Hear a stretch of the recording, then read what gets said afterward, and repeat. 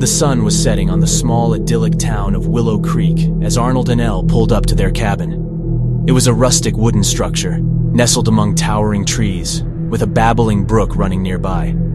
They had rented it for a quiet week of relaxation, but as they approached, they felt a growing sense of unease. Something felt off, though they couldn't put their finger on what it was. The air felt thick and heavy, and a strange mist hung low over the creek. Arnold put it down to nerves. Elle had never been camping before, and he was convinced she was imagining things. They shrugged it off and headed inside to unpack.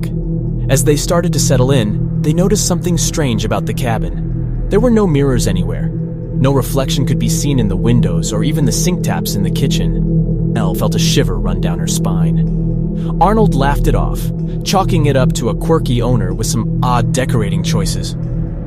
They continued to unpack, preparing for a week of relaxation and enjoyment. That first night, as they snuggled up in the soft, warm blankets, the wind began to howl, picking up in intensity until it felt like the cabin was shaking. The power flickered on and off, casting long, eerie shadows on the walls. Arnold tried to reassure Elle that it was just a storm, but as they drifted off to sleep, they couldn't shake the feeling that something was very wrong in Willow Creek. The next morning, they woke up to find a series of strange symbols etched into the trees outside.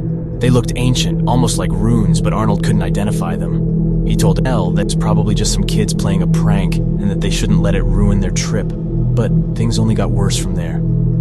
Over the next few days, they began to experience strange and unexplainable events. A painting that had been hanging on the wall in the living room disappeared overnight, only to reappear on the ceiling. A dish that Elle had left in the sink was found on the kitchen table, with a dead bird in it. Footsteps could be heard in the middle of the night pacing around the cabin, but no one was there when they investigated. Arnold tried to rationalize everything, telling Elle that it was just a series of strange coincidences. But as the week wore on, the events became more and more terrifying. One night, as they were sitting by the fire, a ghostly figure appeared in the corner of their vision. It was tall and thin, with long, spindly arms. As the hooded figure loomed over them, Arnold and Elle tried to back away, but there was nowhere to go. The figure was in front of them, its long arms stretching out to grab them. They could hear its breath, ragged and rasping. Then, suddenly, the figure froze in place.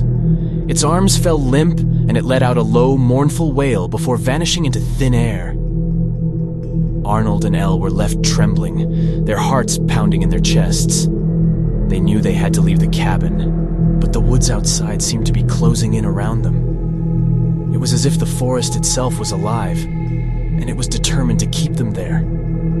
They tried to follow the path that they had taken when they arrived, but every turn they took seemed to lead them deeper into the woods. It was as if the trees were deliberately blocking their path, creating a maze that they could not escape. As the hours ticked by, Arnold and Elle grew more and more desperate. They were hungry, cold, and completely disoriented. And then, just as they were about to give up hope, they heard the sound of a car engine in the distance. With renewed energy, they raced toward the sound, pushing aside branches and leaping over rocks. And then, suddenly, they burst into a clearing where a car was waiting for them. The driver was an old man with a kind face and a warm smile. He offered to take them to town, and they gratefully climbed into the car. As they drove away from the cabin, Arnold and Ella looked back, half expecting to see the hooded figure lurking in the shadows. But the woods were still and silent, as if the horror they had experienced had never happened.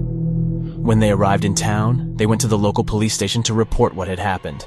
The officers listened to their story with a mixture of disbelief and sympathy, and then promised to investigate. But as the days went by, nothing happened. No one seemed to take their story seriously, and the police were more interested in solving petty crimes than in investigating the supernatural.